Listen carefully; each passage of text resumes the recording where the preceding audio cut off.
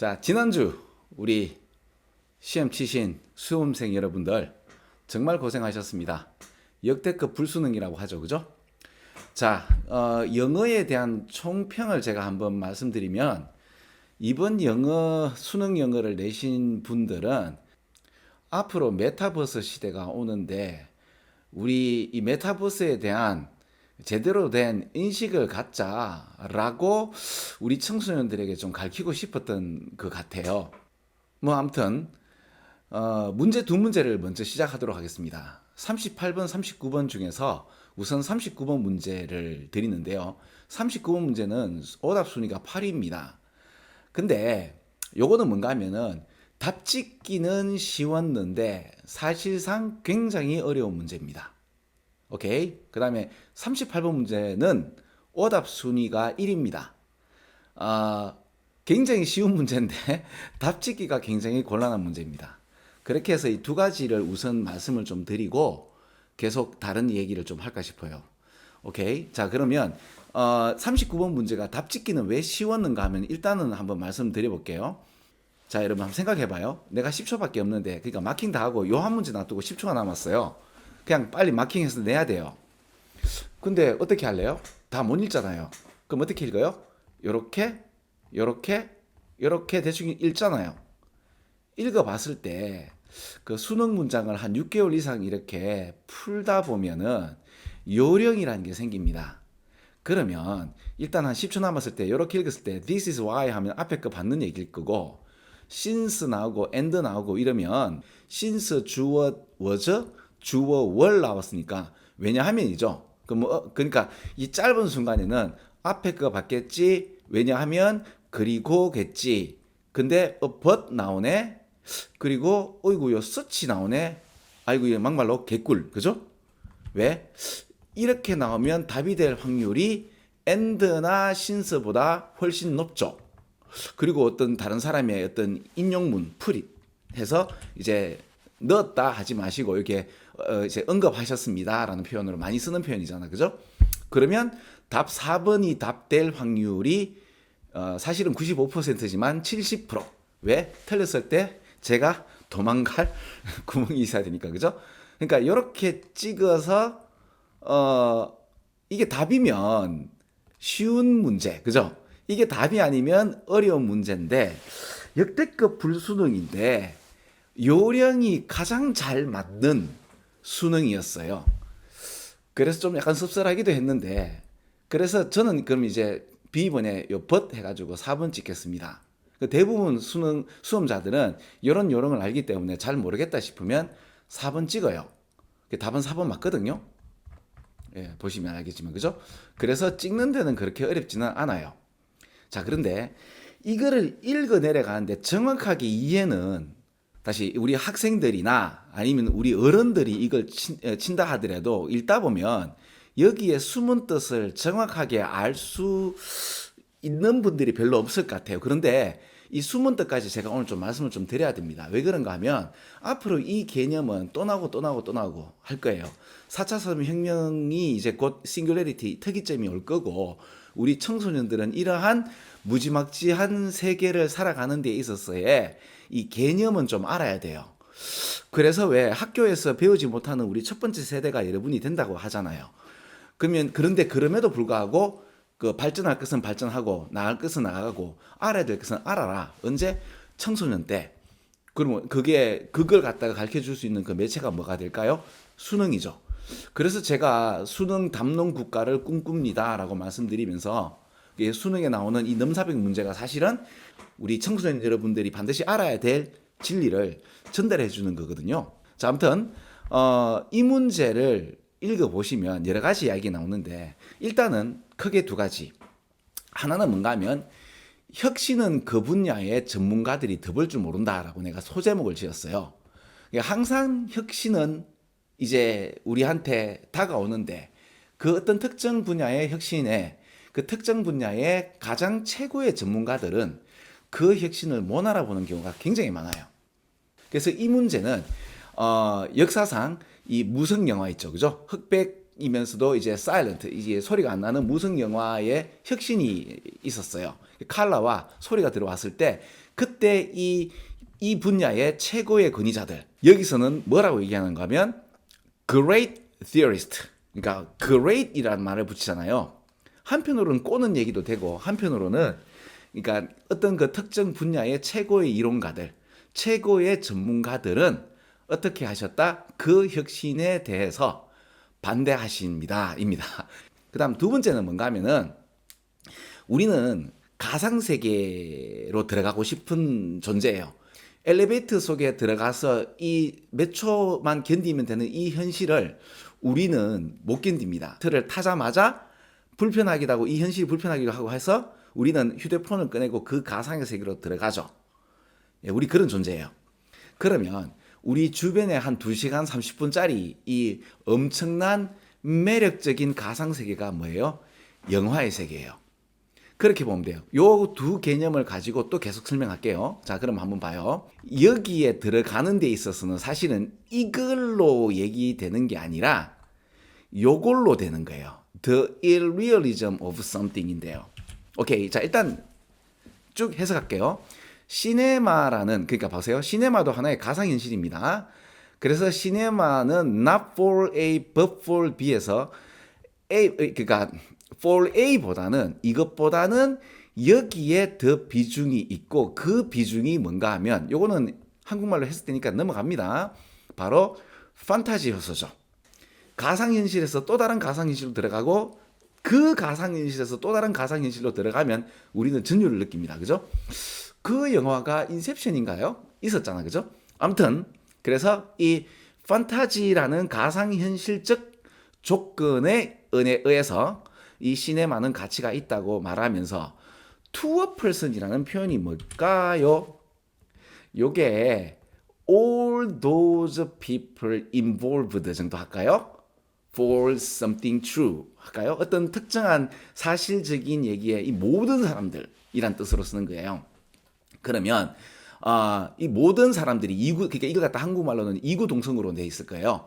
이 위대한 이론가들, 특히 영화의 이론가들이 새로운 혁신이 있었거든요. 그리고 아까 내가 말했듯이 그럼 이게 뭐다?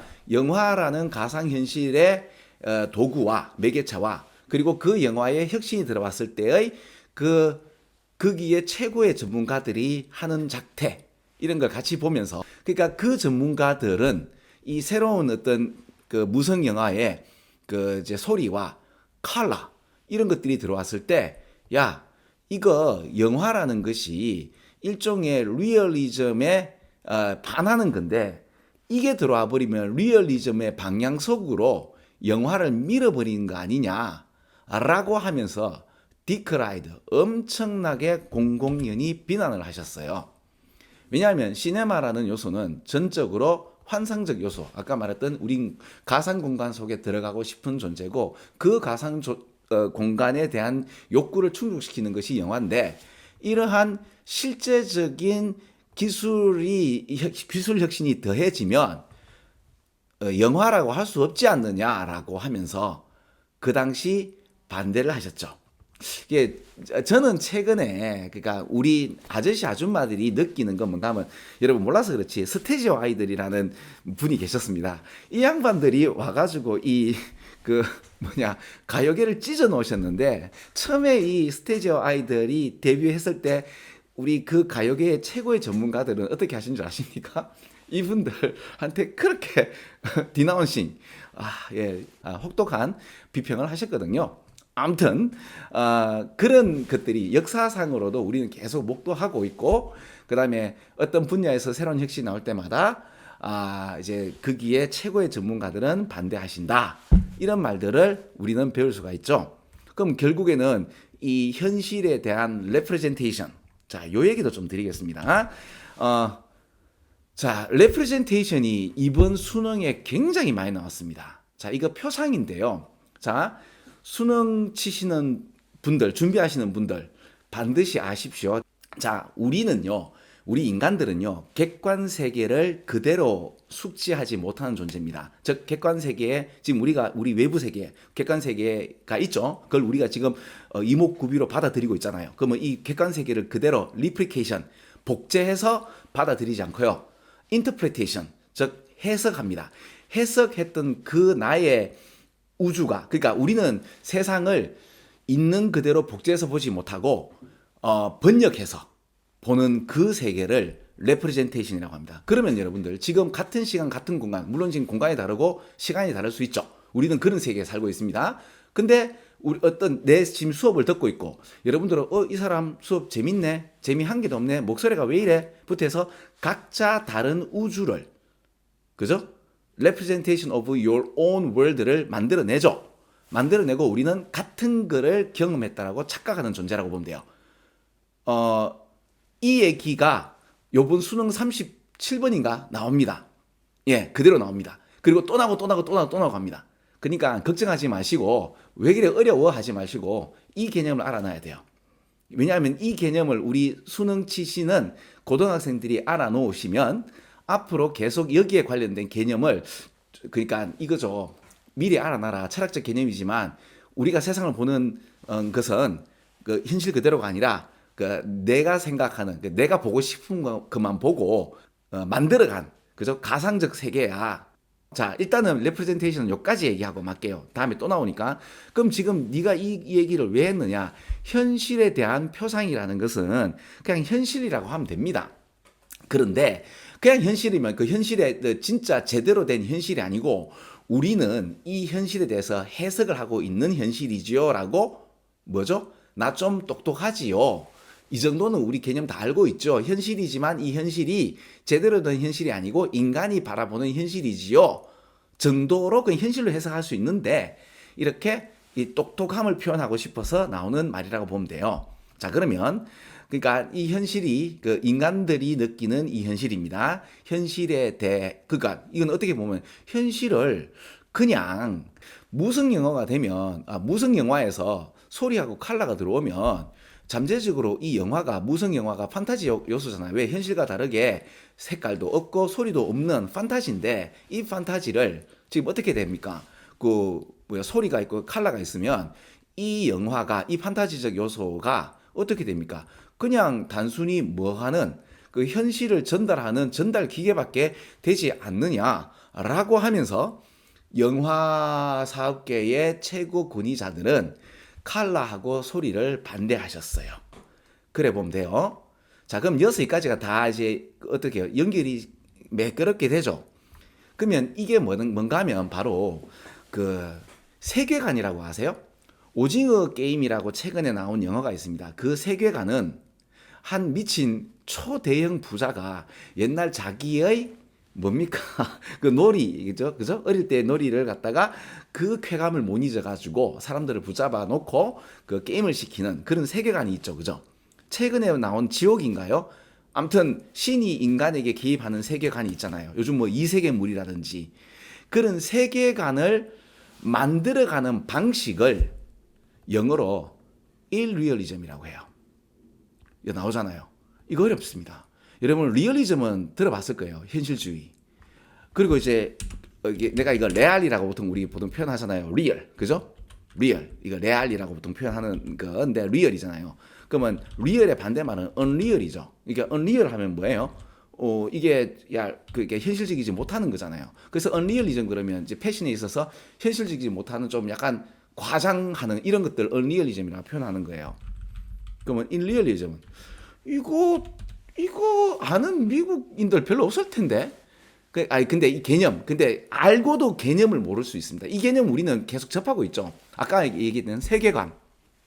그러니까 내가 어떤 게임을 만들고 아니면 어떤 소설을 만들고 그 소설의 게임, 그 세계관이 있을 거 아니에요. 뭐 오크도 있고 뭐 요정도 있고 뭐 이런 그 세계관. 그렇죠? 지금 그런 게 없는데 그 세계관을 만들 수 있잖아요.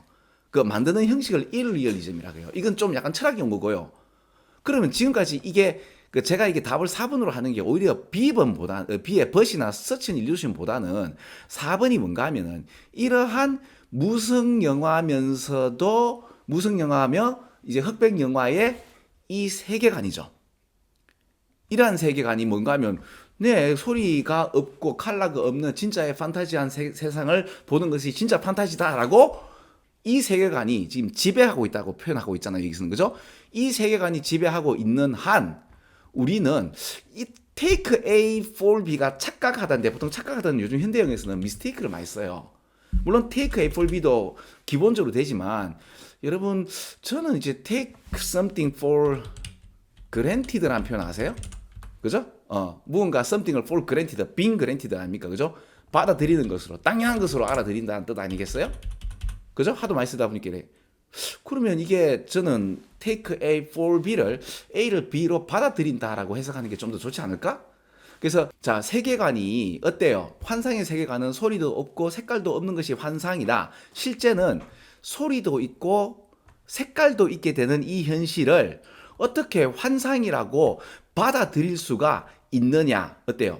굉장히 쉽게 해석되죠. 이렇게 해석이 안 됩니까? 그러면 자 무슨 흑백 영화에 소리와 컬러가 들어오는 혁신이 있었어요.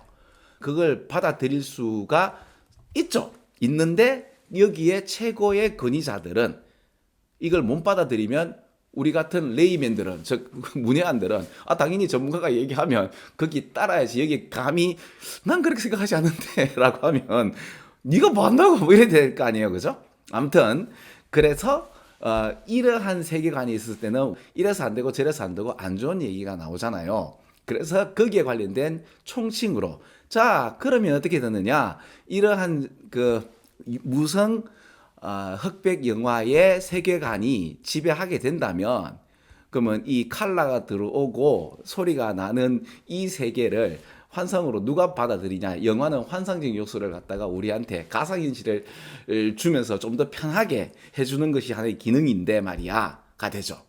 그리고 그러면 그 뒤에 말이 좀 더 낫죠. 그래서 위의 말에 대한 전체적 요약을 하고요. 하지만 하지만 이 컬러와 소리가 자 우리도 뭘 하겠다? 환상을 만들어내는데 이때까지 이 환상은 이 언을 보셔야 돼요. 만약에 이 환상이 위에 있는 환상이라면 the illusion 해야죠. 그죠? 근데 이건 unillusion이잖아요. 그러면 이때 illusion을 여 위에 있는 환상이라는 표현으로 해석을 하면 안 돼요. 오케이? 그러면 이때의 illusion은 새로운 하나의 illusion이죠. 그럼 이거는 뭐예요? 소리와 컬러가 만들어내는 illusion이에요. 그래서 전체적인 말을 하고 거기에 대한 요약을 하나의 irrealism이라는 표현을 우리 그러니까 고등학교를 나온 우리 국민들이요. irrealism을 좀 아세요. 앞으로 멀티버스가 나오고 어떠한 그 인터넷 플랫폼에서 들어가는 가상현실은 다 뭐가 있다? 각자의 세계관이 있고 그 세계관을 만들어가는 철학적 용어가 바로 irrealism이에요 라고 우리한테 가르쳐 주시는 것 같거든요. 그렇지 않나요?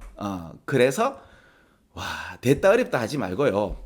일단 이렇게 해서 제 수업을 한번 들어보세요. 그러면 수능에서 나오는 이야기들을 제가 굉장히 아주 저차원적으로 너무너무 쉽게 다 해석을 해드리도록 하겠습니다. 자 그러면 이게 뭐예요? 이때까지 디일루션이 아니라 그 무성 영화가 만들어내는 일루션이 아니라 소리와 색깔이 만들어내는 또 다른 하나의 그러한 일루션이 되는 거죠. 그렇죠? 예.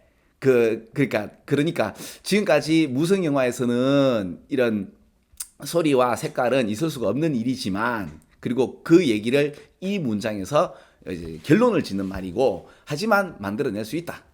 그죠? 그래서 우리가 뭐 한다? 바로 이 film art 이 영화에 대한 예술을 찢어버리겠다. 그죠? destroying 하겠다라고 선언한 거죠. 자, 그리고 제일 마지막에 이 양반이 어떤 전문가겠죠. 그죠? 뭐라고 얘기하는가 하면 이 창조적인 파워는 어디에 있느냐? 바로 리얼리티와 해석에 대한 그 미디엄 매개체가 조금 어긋난다는 말은 환상적인 요소를 들어갔을 때 그때 창조적인 아티스트의 힘이 나온다라는 표현으로 나온 거죠. 그죠? 자, 그래서 이거 되게 어려운 거 맞습니다. 맞는데 실제로 제대로 해석하면 되게 어려운 거예요. 어려운데 문제는 굉장히 쉽게 만들어진 겁니다. 자, 그러면 그 다음 시간에는 문제는 되게 쉬운데 찍기가 어려운 게 있습니다. 그게 38번 문제이고 1위를 했는 문제입니다. 예, 다시 계속 올릴게요. 자, 일단 안녕 여러분.